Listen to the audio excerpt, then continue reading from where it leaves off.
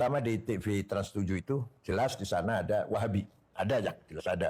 Ada Arab juga siapa namanya? Perempuan. Wahabi cikal bakal teroris. Tanpa peranan NU belum tentu ada Orde Baru. Belum tentu Pak Harto jadi presiden. Membongkar kuburan akan membongkar makbarah Rasulullah dan Abu Bakar Umar. Bismillahirrahmanirrahim. Terima kasih Gus.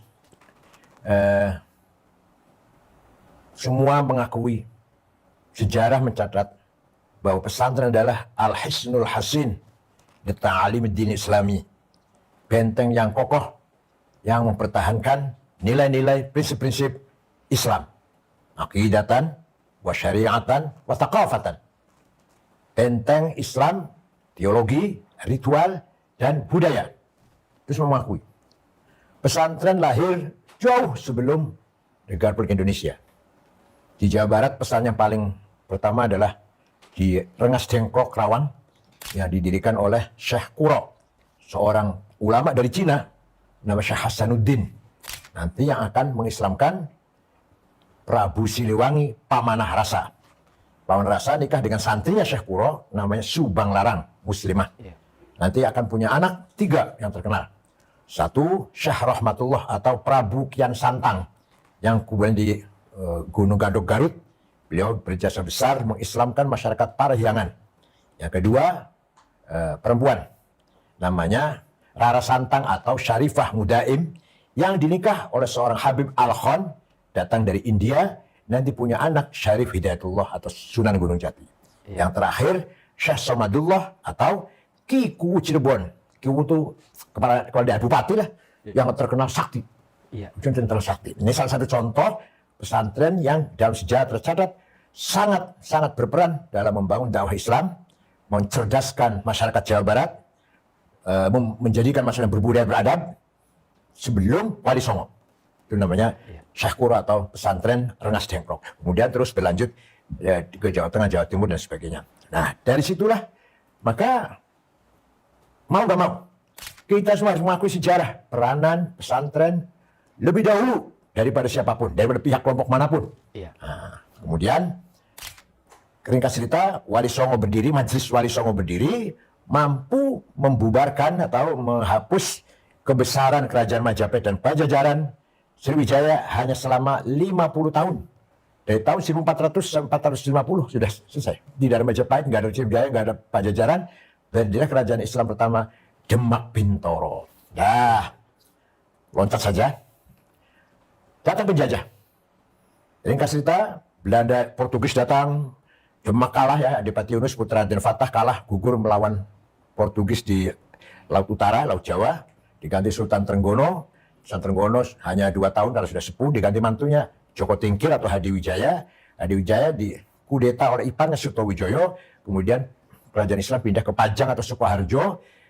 Sutowijoyo meninggal diganti oleh Danang Sutowijoyo yang nanti akan menjadi Panembahan Senopati Ing Ngayogyakarta. Beliaulah yang memindahkan kerajaan Islam dari Solo ke Jogja. Ringkas cerita begitulah. Nah, kedatangan para penjajah ini, terutama Belanda, bukan hanya mengeksplorasi atau mengambil kekayaan alam kita, tapi juga ada gerakan tabsyir, kristenisasi. Itu dia membawa misi kristenisasi. Nah, itu Belanda melarang orang Islam pribumi sekolah. Yang mau sekolah Belanda harus Kristen. Atau orang yang bukan pribumi lah, Cina boleh sekolah. Orang pribumi, terutama orang Islam, harus bodoh, buta huruf. Nah, tahun 1901, Belanda merubah kebijakan. Boleh sekolah, pribumi silahkan dari sekolah. Terbuka sekolahnya Belanda.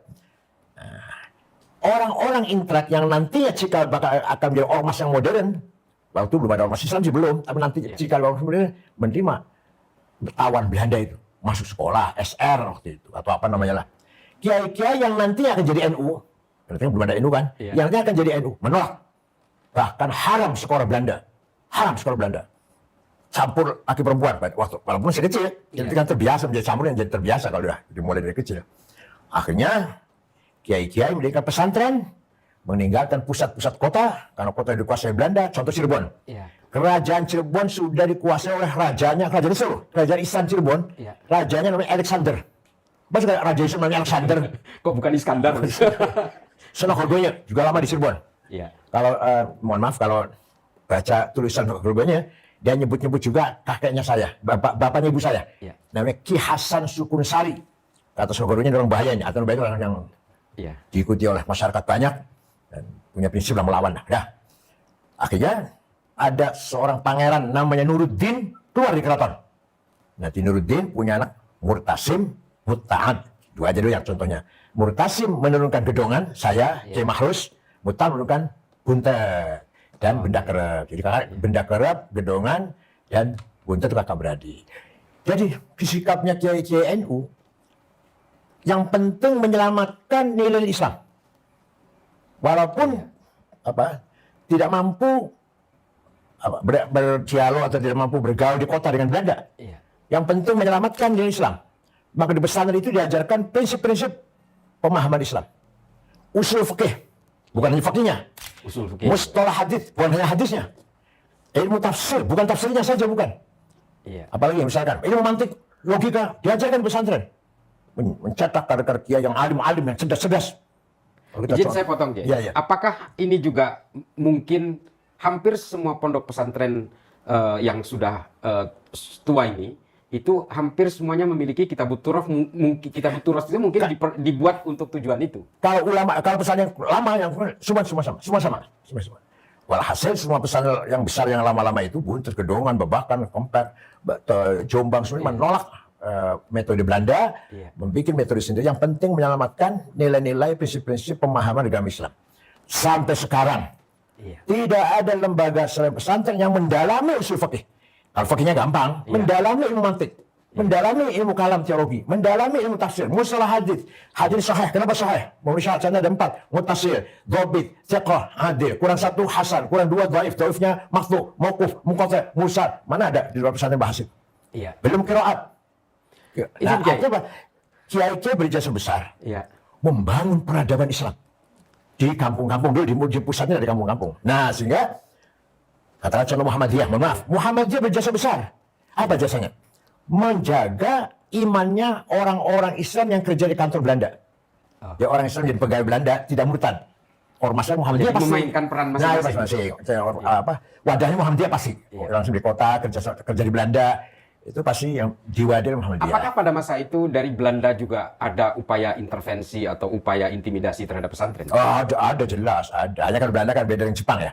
Kalau Belanda kan kalau melawan baru ditindak, kalau nggak melawan dibiarkan. Ya, artinya pernyataan Kiai Said bahwa ini adalah kelompok ekstrim, radikal dan sebagainya itu, apakah ini juga bagian dari gerakan-gerakan semacam Belanda pada zamannya yang berusaha mendegradasi pesantren? Itu, nanti cerita itu ke sana, saya itu ke sana itu. Jadi sejak awal ada perbedaan cara berislam antara kaum santri yang alumni pesantren dengan yang jebolan sekolah formal. Ringkas cerita, tahun 36 berdiri Miami, Majelis Islam A'la Indonesia ya. Semua ormas Islam kumpul jadi satu. 7 tahun itu sekbalnya bahas Masyari. Ketua umumnya Pak Nasir, Muhammad Nasir. 7 tahun konflik di dalam Masyumi. Karena Kiai Hasyim Asy'ari dan Kiai yang lain merasa selalu dianaktirikan. Dianak bawangkan. Disingkur. Nggak dihargai. Maka NU keluar dari Masyumi. NU lahir tahun 12 atau 26 ya. Keluar dari Masyumi dan ternyata hikmahnya besar sekali. Begitu Masyumi tokoh-tokohnya terlibat PRRI, NU sudah ada di luar. Ini hikmahnya luar biasa. NU yang berbahasa pesantren, Kiai yang berbahasa kitab kuning, Kutubut Turas, mempunyai prinsip budaya yang sangat kuat. Walaupun kekurangannya manajemen, administrasi, sosiologi, antropologi, tapi menguasai betul Kutubut Turas, budaya Islam. Nah, pesantren merupakan wadah yang mempertahankan kearifan lokal, budaya lokal. Itu yang sama dengan Islam Nusantara. Nah, dari situlah perbedaan antara Islam perkotaan dan Islam pesantren. Ya, artinya pesantren ikut serta untuk menyamaratakan kelas-kelas sosial pada masanya. Ya, luar biasa pesantren dalam membimbing masyarakat. Ya, artinya tudingan-tudingan bahwa pesantren feodal dan sebagainya artinya terbantahkan dengan sejarah ini berarti, Kiai. Rumahnya Kiai terbuka jam berapa saja. Macam-macam tamu tujuh. Sama sekarang saya sekarang kan Kiai kecilan lah, Kiai apa ya. Bukan ulama sungguhan lah. Itu semua orang mengadu ke saya kok. Urusan masalah tanah, masalah hukum, masalah konflik, masalah apa, ya Allah. Termasuk minta tanggal hajatan kan? Apalagi semua kiai terbuka. Saya dulu, saya ingat kakek saya kan juga kiai kampung gitu. Orang sakit gigi datang ke kakek saya. Akhirnya dipaku itu. Mau melahirkan apa? Isa melahirkan sudah 9 bulan. Kesini minta air dan minta nama, kalau laki-laki siapa, perempuan siapa. Ini merupakan kearifan lokal. Dan itu ada di pesantren yang pertahankan itu. Kita jadi as-sawat as-saqafi wal hadhariyah wasyiariyah. Kita mempunyai social capital, culture capital, dan symbolic capital. Iya, betul. Moral development segala macam. Jadi 7 tahun Masyumi NU keluar, di situ jadi ketegangan yang sangat luar biasa. Orang-orang Masyumi dalam hatinya, atau dalam hati, dalam ucapannya, alah, kiai-kiai NU mau bikin partai apa bisa? Nggak biasa bikin organisasi, sarungan aja mau bikin partai.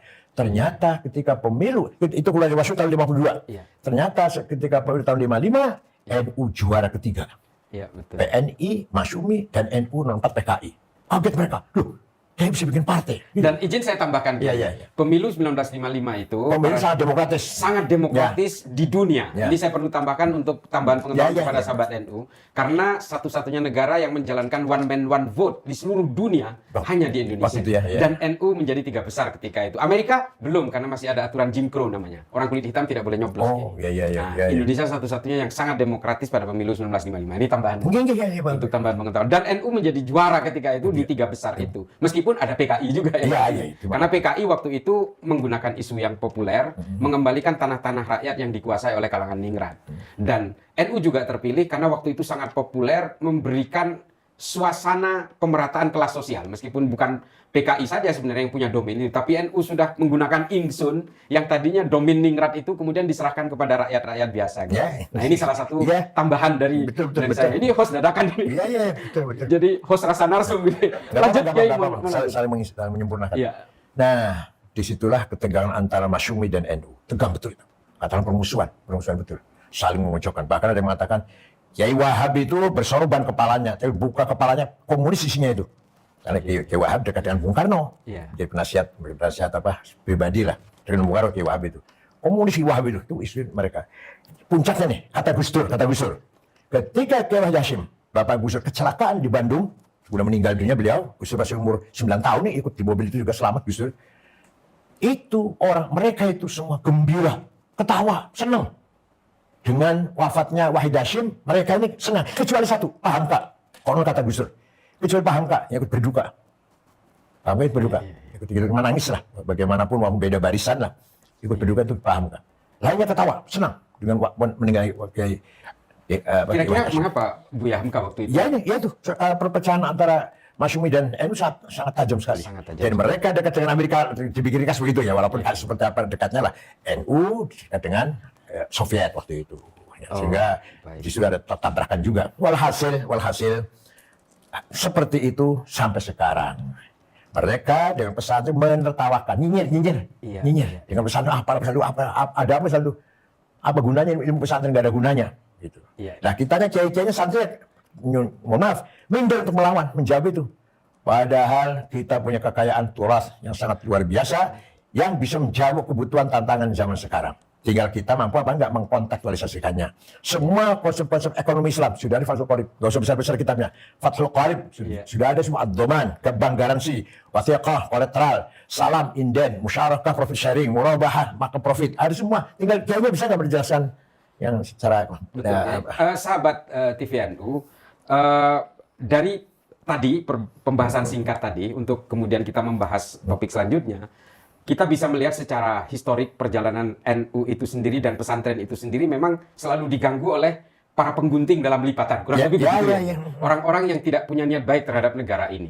Apa mungkin kemudian dari bagaimana perilaku pesantren ini, Kiai, yang kemudian berhasil menjaga trajektori perjalanan NU untuk tetap inklusif dan tetap mencintai negara ini? Kira-kira bagaimana, Kiai, penggambarannya dengan pesantren hari ini? Luar biasa. Sekarang luar biasa. Satu-satunya ulama yang punya jargon hubbul watan iman ya Kiai Hasyim Asy'ari. Nasionalisme bagian dari iman. Jadi jargon itu bukan hanya untuk membuat semangat melawan Belanda penjajah, bukan. Itu betul-betul bagian dari teologi. Nasionalisme bagian dari teologi. Anda beriman harus nasionalis, Anda nasionalis harus beriman atau beragama. Hanya Hasyim Asy'ari. Kemudian ketika ada Piagam Jakarta, kemudian orang-orang non-muslim dari Indonesia Timur tidak setuju, Iya. Kiai Wahid Hasyim pulang ke Tebu yang lapor pada bapaknya. BPUPKI. Ya, BPUPKI tanggal 18 Agustus kan. Gimana Pak, gini. Ya cuma sehari, sebentar, nanti malam saya sholat dulu. Malamnya sholat, paginya Wahid kembali ke Jakarta. NU setuju, piagam Jakarta 7 kata itu dicoret. Kenapa? Yang penting Indonesia menjadi negara kuat dulu. Kuat dulu kita di atas negeri yang kuat itulah kita dakwah.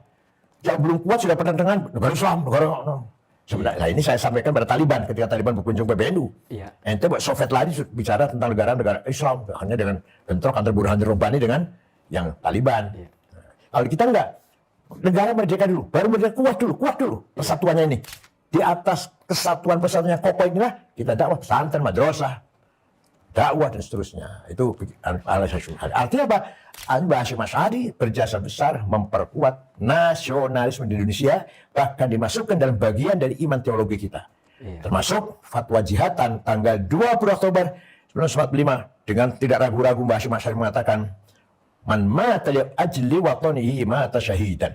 Barang siapa mati demi membela tanah airnya, membela haknya, membela kemerdekaannya, mati syahid. Dan barang siapa berkhianat pada negerinya, boleh dibunuh. Itu kan sudah Al-Quran. La illam yantahi munafiquna walladzina fi qulubihim marad wal murjifuna fil madinati lanughriyannaka bihim thumma la yujawirunaka fiha illa qalila. Muhammad, orang munafik, orang yang hatinya busuk, wal murjifuna fil madinah, yang bikin gaduh di kota Madinah, usir Muhammad. Sekarang juga usir. Lalu gimana? Wal jaluka illa qalila. Jangan menjadi tanggamu, jangan hidup bersama di Madinah kecuali beberapa hari setelah itu usir semuanya. Itu bikin gaduh itu. Tegas Qurannya. Iya. Jadi kalau sekarang masih ada orang yang bikin gaduh, lagi tenang-tenang, nggak ada apa-apa, nggak ada masalah apa-apa, gaduh gini-gini. Termasuk Al-Quran wal murjifuna fil Madinah, lalu giliran nakabihim. Usir orang bikin gaduh itu. Termasuk yang mengharamkan Pancasila Nah, dan itu ingin lebih. mendirikan, Nah, itu lebih. menegakkan khilafah Memang segala macam. terutama di TV Trans 7 itu jelas di sana ada Wahabi, ada ya, jelas ada. Ada Arab juga siapa namanya, perempuan. Itu Arab. Ini padahal seharusnya pertanyaan selanjutnya, tapi kalau apa lanjutnya? Nah itu sejak dulu memang sana, dan Pak Cete juga cenderung, Pak Cete jauh dari pesantren, jauh dari KIKNU, dia dekatnya dengan mereka lah dekatnya. Iya. Ya itu kan Wahabi cikal bakal teroris. Saya ngomong ini, yang ngomong ini siapa? Muhammad bin Salman, Iya. putra mahkota Saudi sekarang yang ngomong Wahabi cikal bakal teroris. Iya. Cikal bakal Al-Qaeda, cikal bakal ISIS, cikal bakal takfiri, jihadi, takfiri. Izin saya tambahkan Iya, juga, iya, Kiai. iya. Muhammad bin Salman juga mengatakan bahwa Arab Saudi harus lepas dari Wahabisme, Iya. karena kalau tidak Arab Saudi akan menjadi negara paling primitif di dunia, Iya, karena iya. selalu mengaku paling otentik. Nah, izin Kiai, kalau kita melihat konteks Indonesia hari ini, termasuk juga serangan Iya. terhadap santri pesantren, termasuk juga NU ini, kira-kira kalau bisa diperjelas, kelompok ini mengapa selalu menyerang NU? Pertama iri. Ya ayo, lewat di jalan orang semua cium tangan. Ya itu semua semua orang apalagi Madura ya. Saya aja salaman ngasih uang semua ini. Enggak besar enggak, 150 20. Iya. Apa saya minta? Tidak. Apa minta? Enggak. Dalam masyarakat Madura, Jawa, Jember, Tapal kuda. Kuda, sama saya ngasih uang semua. 50 100. Kalau ditolak sakit hati. Iya. Enggak usah Pak, sakit hati dia. Sombong kayak ini. Dia diterima senang dia. Itu sudah kearifan pesantren, kearifan budaya pesantren. Yang di Timur Tengah nggak ada. Atau di kalangan Wahabi nggak akan kita jumpai seperti itu.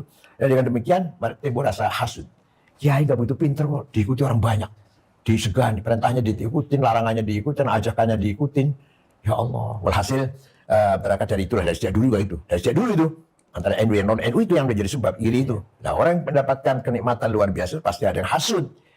Sebenarnya kalau mau, kita terbuka. Tidak merasa sempurna. Iya. Pesantren ada kekurangan. Ayo dibantu dong. Iya. Apa kalau pesantren ayo kita sempurnakan. NU banyak kekurangan. Ayo beri masukan. Jangan hanya menghujat. Jangan menghujat, jangan menghina, meremehkan. Pesantren apa yang kurang? Kebersihan misalkan, atau profesional dalam masalah bangunan atau apa kurang. Ya ayo dibantu dong. Bukan malah membeberkan. Itu kan berarti membuat fitnah. Wala tuti' kulla halafin mahin hammazim masya'im binamim manal qaril mu'tadin athim. Itu namanya kesana kemari adu domba, membeberkan, menyiarkan kejelekan yang tidak ada kaidahnya, manna'anil khairi, bisa mencegah kebaikan, mu'tadin, permusuhan, athim, dosa besar. Iya. Jadi TV Trans 7 ini menyebarkan permusuhan, dosa, dan apa tadi? Menyebarkan kejelekan yang dibuat. Ya. dan sebarkan disiarkan. Ya. Jadi Kiai, melihat serangan-serangan yang sangat sistemik seperti ini, apalagi dimainkan oleh media broadcaster yang nasional seperti ini, kira-kira apa yang perlu disikapi oleh kalangan Nahdien kultural yang ada di Sebelum bawah ini pun ya, tulisan sejarah tidak menyebut Kiai Hasyim Asy'ari atau NU. Iya. Waktu kita protes pada Nadim itu yang kuat, katanya korupsi 9 triliun itu. Karena tidak masuk ke dalam apa judulnya sejarah Indonesia, apa? Peran itu nggak ada peran itu. Nah, begitu pula orang-orang yang sekuler, yang nyinyir bareng pesantren, nggak menganggap bahwa pesantren ada andilnya atau ada peranannya ketika membangun negara Republik Indonesia ini. Padahal kita ini setiap krisis pasti NU yang di depan. G30S, NU di depan. Iya. Lahirnya Orde Baru itu juga faktor NU mendukung Orde Baru. Yang mengusulkan Pak Harto menjadi pejabat sementara menjadi presiden, Nurdin Lubis, suatu ketua PBNU. Yang mengusulkan bubarkan PKI dari NU.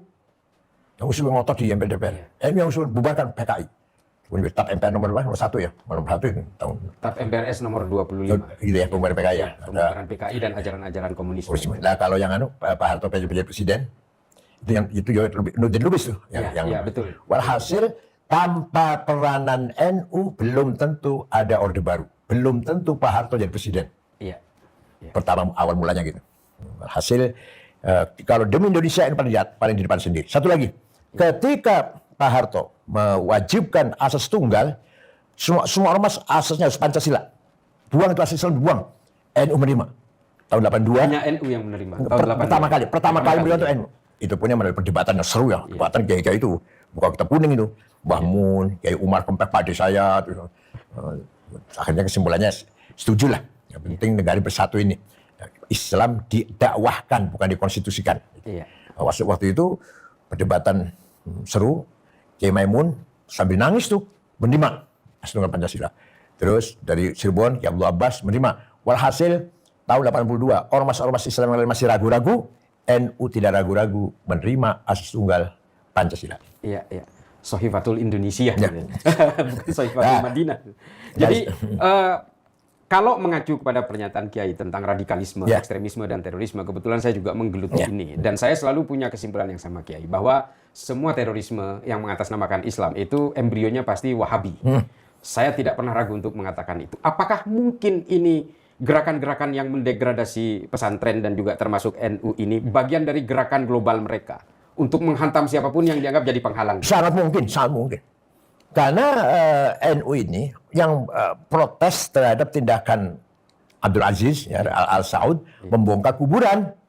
Bongkar kuburan rata dengan tanah, Siti Khadijah, Ibnu Zubair, As'ad bin Abu Bakar. Di Madinah rata dengan tanah semuanya. Kita nggak tahu mana Imam Malik, mana Siti Aisyah, mana. Walhasil nggak tahu lah mana kuburan sahabat di Baqi, karena semua rata dibongkar. Mana Sayyidina Utsman. Nah, akan membongkar makbarah Rasulullah dan Abu Bakar Umar. Iya. Disitulah Kiai Hasyim Asy'ari membentuk Komite Hijaz. Kiai Wahab, Kiai Zainul Arifin yang pernah jadi Perdana Menteri, yang terserempet sampai peluru ketika sholat Idul Adha di lapangan Cikini dengan Bung Karno. Itu Zainul Arifin tuh ketua NU, salah satu NU Perdana Menteri. Berangkatlah ke Hijaz, yang Haji Hasan Kipo, nanti ketua umum Tanfidiyah pertama itu. Iya. Jumpa dengan Raja Abdul Aziz, permohonan surat di Hasyim Asy'ari, satu, diberi kebebasan mengibadah di Mekah Madinah sesuai dengan madhabnya masing-masing. Kedua, imam dan khotib digilir 4 madhab. Ketiga, atas nama umat Islam negeri Jawi, tolong makam Rasulullah Abu Bakar Umar yang ada di masjid itu tidak dibongkar. Yang permintaan 2 di atas tidak dikabulkan. Tidak dikabulkan. Okay. Tetap imam itu harus Wahabi, Hambali lah, Hambali ngakunya Hambali. Dan jamaah pun harus Hambali semua tuh. Nggak boleh, nggak ada kebebasan. Kalau sekarang ada berubah dikit, ada sedikit berubah. Walhasil adalah kemajuan karena Muhammad bin Salman ini. Iya. Nah, tapi tidak dibongkarnya makomnya Rasulullah Abu Bakar Umar, itu jasanya Nahdlatul Ulama. Namanya Komite Hijaz. Pulang dari sana, baru deklarasi berdirinya NU 31 Januari 1926. Itu pulang dari sana. Ya, waktu COVID itu juga sempat viral As-Sudais baca kunut Nah, di Masjidil Haram. Jadi pada akhirnya baca kunut juga. Tapi izin Kiai, kalau kita kan selama ini dari tadi kita bahas itu adalah dari dunia pesantren, dari dunia NU melihat keluar. Ada yang bilang bahwa fenomena upaya-upaya untuk mendelegitimasi peran pesantren ini karena ketidaktahuan akibat terlalu pasifnya pesantren. kurang sosialisasi kepada dunia luar bahwa pesantren ini berperan dalam dunia pendidikan keagamaan di Indonesia. Nah, kira-kira ini Kiai, apa yang harus dilakukan oleh dunia pesantren ke depan ini supaya tidak terjadi lagi presiden yang seperti yang kita alami hari ini, sehingga semua orang publik bisa mengerti gitu. Boleh dikatakan kelemahan kita atau kelebihan kita. Kiai itu nggak ingin terkenal Kiai itu pada dasarnya. Nggak ada iklan telah dibuka pendaftaran baru masalah takofah dengan biaya sekian, nggak ada, datang sendiri. Lirboyo itu yang sekarang santri 47.000 itu pertama kali dibuka oleh Mbak Abdul Karim, santrinya Ki Mahrus sekarang yang mantunya itu Ki Marzuki, itu hanya 40 orang. Saya di sana tahun 68 di Lirboyo. 2000 santri. Sekarang 47.000. Apa iklan? Apa dioprak-oprak? Iklan enggak. Alumninya yang menjadi bukti. Oh, alumni Lirboyo alim dan mau berjuang tanpa pamrih, mau berjuang jadi imam, jadi khotib, jadi dakwah tanpa target duniawi lah. Itu keluar Lirboyo di mana-mana, seperti alumni Lirboyo itu di Lampung, di Palembang, itu yang pegang isu NU ya alumni Lirboyo kebanyakan ya. Walhasil kelemahan, kalau dikatakan kelemahan, kita kurang promosi. Akan tapi Bahar tahu. Coba lihat tulisan surah Horbonya, tulisannya dari Australia, Black Burton. Nah, itu semua sudah nyinggung. Apalagi dari Belanda siapa? Martin Brunissen. Itu juga menulis tentang kitab kuning, pesantren. Dimulai jadi gini. Indonesia ini menganggap NU itu pinggiran. Masyarakat Indonesia tadinya pinggiran, penonton lah, bukan pemain. Kenapa? Karena tadi haram sekolah tadi. Jadi dipikir rata-rata anaknya orang NU tamat SD itu tahun 56. Iya. Rata-rata tamat SMA tahun berapa? Tahun 62. BA tahun 64, 65. Zamroni BA. Wah, ketua kami itu loh yang demo. Kemudian 69 Dr. Landes. 71 orang pertama kali dari Kiai NU Doktor Tata Negara Pak Tolhah Mansur, bapaknya Romi. Bapaknya Romi, ketua PT. Itu pertama kali Kiai Doktor Tata Negara lagi jurusan, bukan YN, bukan. Nah, jadi kalau di situ kita ketinggalan memang dari Muhammadiyah. Tapi bagaimanapun kita punya prinsip yang kita pertahankan, yaitu nilai-nilai Kutubuturah Islamiyah. Walhasil dari dulu sampai sekarang ada polarisasi. Ini santri, ini yang non santri. Sebenarnya tidak apa-apa, asal tidak saling membenci. Tidak saling membenci. Ini ada peran sendiri, ada peran sendiri. Tapi kalau saling membenci ya jadi fitnah jadinya. Iya. Kira-kira lagi-lagi ini kembali Kiai, kita mencoba berusaha melepas label radikal, ekstrim dan teror itu kepada orang-orang yang tidak suka kepada NU. Kalau memang di luar kelompok ini tidak suka kepada NU, kira-kira apa alasannya? Gambarin paling gampang kalau saya. Kalau ada orang kok anti pesantren, ya berarti orang radikal lah. Oke. Itu aja udah. Karena dia letterlock, dia tekstual. Wajah itu perangilah, wakotir bunuhlah orang kafir. Wajah itu perangilah orang kafir. NU nggak begitu. Iya. Kalau mau agak ilmiah nih. Dalam memahami agama Islam itu, pertama kita pegang Quran dan hadis sebagai bayan ilahi dan bayan nabawi, penjelasan dari Allah dan penjelasan dari Rasulullah. Tapi Quran dan hadis itu bahasa Arab. Bahasa itu tidak lepas dari budaya. Maka bahasa harus kita maknai dengan kecerdasan, yaitu namanya burhani, metode burhan, akal intervensi, memahami bayan, lah ini usul fikih. Lah ini ayat khosoh, ayat ammah, ayat muhkamah, mutasyabihah, mutlaqah, muqayyadah, nasikhah, mansukhah. Contoh, aqimus shalah, perintah wajib salat. Kulu washrabu, perintah wajib makan, wajib minum, gitu. Sama wajibnya. Apa sama wajibnya? Sama fi'il amalnya, perintah sama. Aqimus shalah, berdirikan salat, wajib. Kulu, makanlah, washrabu, minumlah. Apa sama wajibnya nih? Sama-sama wajib? Enggak. Beda dong. Nah, begitu pula wajib perang dan wajib sholat. Wajib sholat umum, wajib perang khusus. Kalau lagi perang. Walhasil memahami Quran bayan tanpa burhan, sesat. Memahami Quran tanpa usul fikih, tanpa mustalah hadis, tanpa ilmu tafsir, sesat. Kalau terlak saja. Sesat. Baik. Nah, jadi Qurannya waqatil perang orang kafir sekarang keluar dari rumah ngebom. Ini kita nantinya. Dan semua hal-hal tersebut yang sudah disebutkan oleh Kiai, termasuk usul fikih, bayan dan sebagainya, itu hanya bisa ditemukan dan masih ditekuni oleh pesantren. Itu pun masih belum cukup. Burhan masih belum cukup. Aduh, dengan irfan, spiritualitas, kearifan. Memang kalau kita melihat bahasa Al-Quran, bahasa Arab, kita nanti jadi orang Arab. Karena ini terbatas orang Arab. Contoh, dalam Quran, lail wan nahar, malam siang. Jadi kita siang malam. Ya kan? Siang malam kalau kita itu. Orang Arab enggak? Malam siang. Lail wan nahar. Kalau kita naharu al-lail. Ada lagi. tiga itu banyak, maka harus jamak. Ya, Iya. salah satu kutub, 3 kitab. Kutub, ya. Kalau wahid kitab, 2 kitabain, 3 kutub, sampai 9. Kalau sudah 100, mufrad lagi, mi'atu kitab. Alfu kitab, 1000, mufrad lagi, single lagi. Nggak dijamak enggak? Ya Allah, gimana sih? Dan itu tidak ditemukan di YouTube. Ada. Itu semua di pesantren. Ada lagi. Syams, matahari. Iya. Muannas. Iya. Muannas perempuan tuh. Tola'at asyams, tola'at asyams. Bulan laki-laki, mudzakkar. Iya. Tola'al badru. Kebalikan ya? Kebalik. Ya, artinya cara pandang Indonesia kebalik. Matahari laki-laki, pantasnya gitu kan. Iya. Tola'at asyamsu, yang bulan, tola'at. Nah, tapi memang itulah bahasa Arab. Jangan kamu jatuhkan tanganmu kepada kehancuran, ke tangan. Nah, ada lagi. Perilaku kamu yang sangat baik ini akan tertulis dengan tinta cahaya. Ya, tulisan apa? Hibru minan nur. Itu dengan tinta cahaya. Kalau kita enggak, Iya. tinta emas. Iya. Kita tinta emas, orang Arab tinta. Jadi yang namanya bahasa Arab ya untuk orang Arab. Nah, kita memahaminya ini harus pakai kecerdasan. Nah, pertama kali ada usul fikih Imam Syafi'i. Kemudian disempurnakan oleh murid-muridnya termasuk Imam Ghazali. Imam Ghazali mengatakan, barang siapa tidak paham ilmu mantik, tidak bisa dipercaya ilmunya. La thiqata bi'ilmi. Walaupun ada pihak lain, Imam Nawawi dan Imam Ibnu Shalah haram. Belajar di mata itu haram. Imam Nawawi dan Ibnu Shalah. Ibnu Shalah wan Nawawi harama wa qala qaumun yanbaghi ay yu'lama. Qaumun dari Imam Ghazali. Lagi Kiai. Ya. Mengapa NU itu diajarkan kepada, termasuk juga saya di pesantren, saya juga Ya. santri gitu. Mengapa kita itu semua terbentuk untuk menjadi toleran terhadap perbedaan? Kira-kira secara historiknya seperti Toleransi apa? merupakan prinsip Islam. Pegang dulu itu. Iya. Wala tasubbul ladzina yad'una min dunillah wa yasubbul adwan bighairi ilm. Iya. Jangan kamu caci maki orang tidak menyembah Allah. Jangan kamu caci maki orang yang tidak menyembah Allah.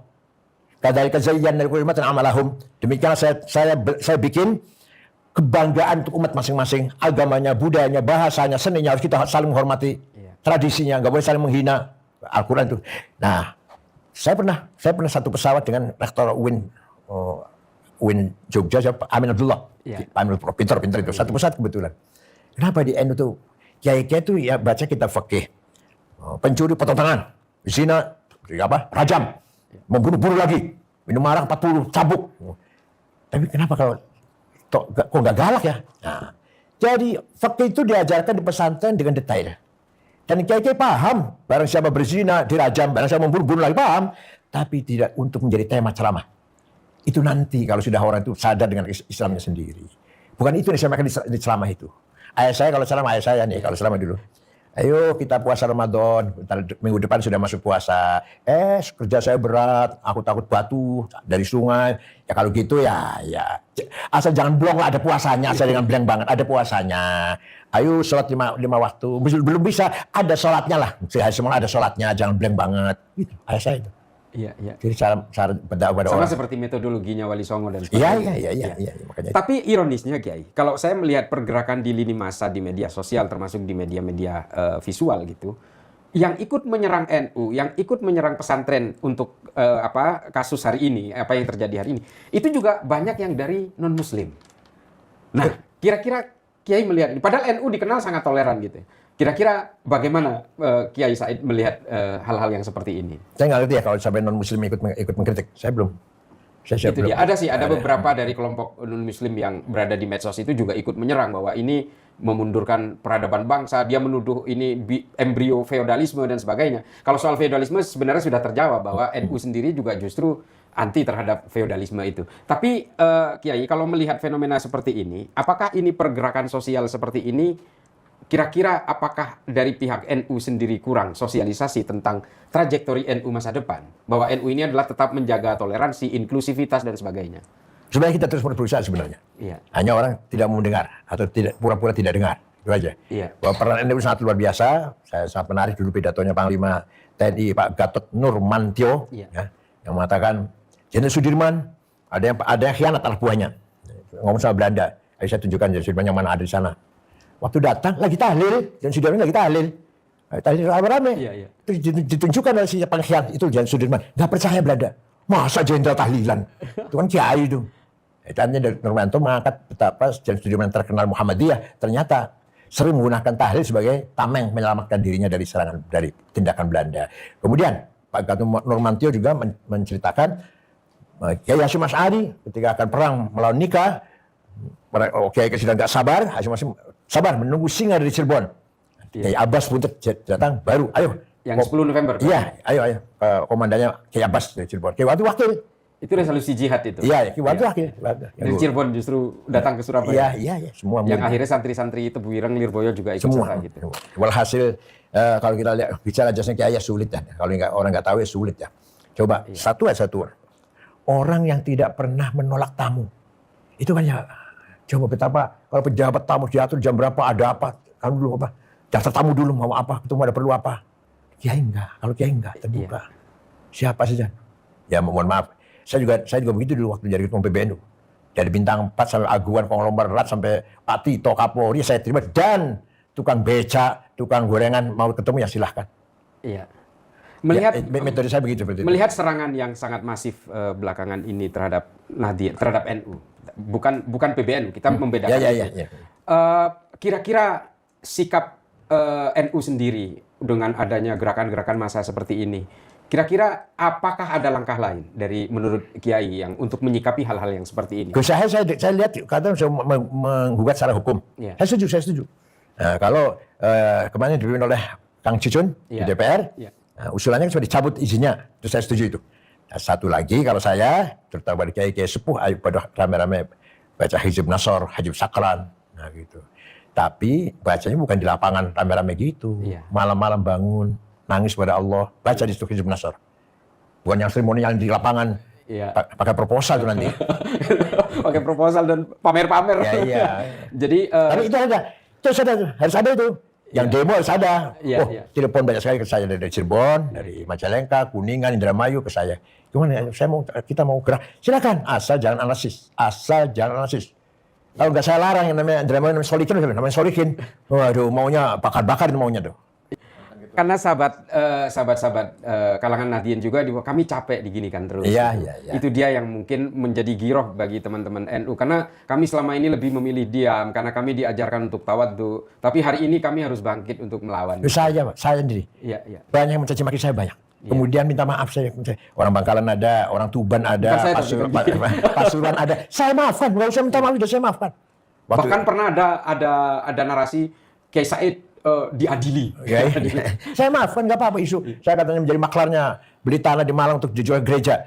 Gereja itu dibangun tahun 80-an, saya baru pulang dari Mekah 94. Gereja itu dibangun itu tahun 80-an, 85, berapa. Saya pulang tahun 94. Ada yang mengatakan, saya jual tanah milik siapa ke gereja. Dapat uang katanya, sekian. Gereja itu berdiri tahun 80-an, sebelum 90 lah. Saya baru pulang dari Mekah tahun 94. Tapi minta maaf, saya maafkan. Yang mengatakan saya Syiah ini, saya maafkan. Tapi kalau sudah NU yang disinggung, pesantren yang disinggung, sulit untuk saya maafkan. Susah. Sepakat. Karena eksistensi kita. Saya ikut bersama Kiai. Kalau soal NU tolong jangan dibuat ini. Karena kita bukan hanya ta'assub ya, bukan hanya fanatik, bukan. Tapi kalau saya pribadi meyakini Kiai bahwa NU adalah tonggak penting di negara ini. Kalau NU ambruk, ya semuanya bakal ambruk. Pancasila-nya ambruk. Itu selalu saya suarakan di mana-mana. Nah yang paling terakhir Kiai. Kira-kira kalau ternyata tuntutan-tuntutan kita terhadap Trans 7 ini hanya sekedar berujung kepada minta maaf sementara dia sudah membuat satu narasi-narasi yang sebenarnya membuat gaduh, membuat heboh dan bahkan bagi saya mendegradasi kepada orang yang tidak tahu tentang pesantren pada akhirnya semacam mempertegas gitu, menegasikan bahwa pesantren itu memang bobrok gitu. Kira-kira apa saya sudah ngomong sama Kiai Lirboyo. Jangan mudah maafkan, jangan hanya dibayar 100 juta, 200 juta dimaafkan. Saya sendiri sudah dihubungi seorang jenderal. Sahabat saya tapi jenderal udah pensiun, senior lah. Katanya Pak Cetain ketemu saya. Enggak usah ketemu, enggak apa-apa. Luar biasa. Enggak usah ketemu. Itu dia. Karena ini soal dignity. Dignity. Iya. Jadi kita semua merasa tergugah. Mari kita perkuat solidaritas kita, solidity kita. Senasib. Seperjuangan, senasib, sepenanggungan. Kita kulluna fi khandaqin wahid. Kita ini sekarang berada di lembah yang sama. Fi zawraqin wahid. Di perahu yang sama. Kalau kita tidak betul-betul menjaga keselamatan perahu ini, bocornya harus kita jaga bersama-sama, kita akan tenggelam semua. Bukan hanya Lirboyo, tapi semua pesantren.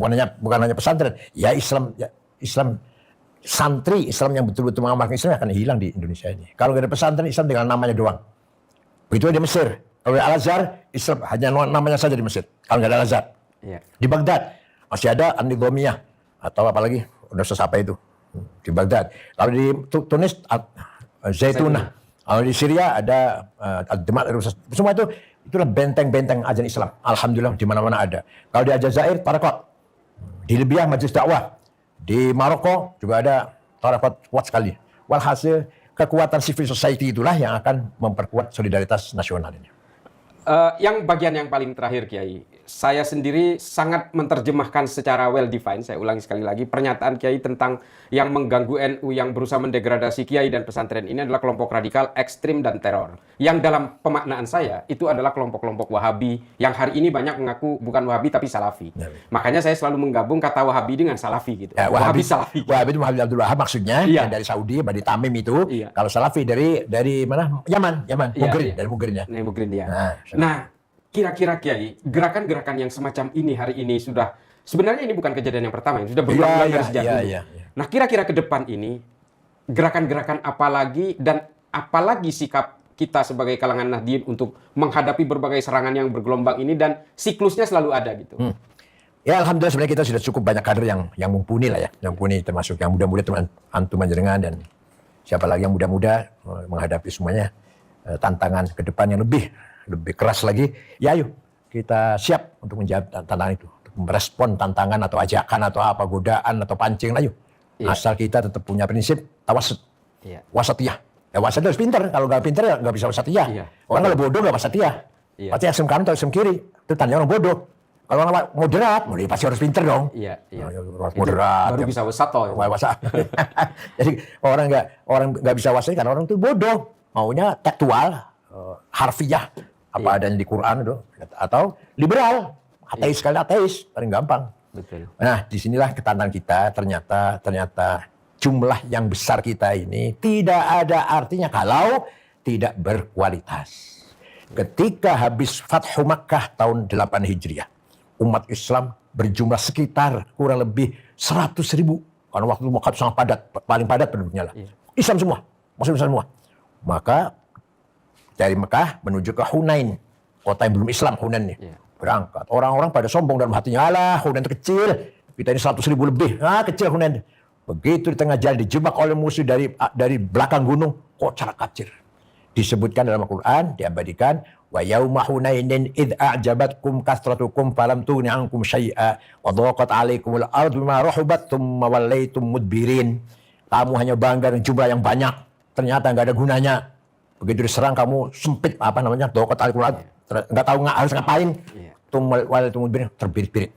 Akhirnya Rasulullah mampu mengkonsolidasi lagi pasukan, kemudian masuk Islam. Ya itulah artinya kalau kita ngambil pelajaran ini, jumlah besar kita syukuri, tapi belum tentu jumlah besar itu menjadi faktor pemenang.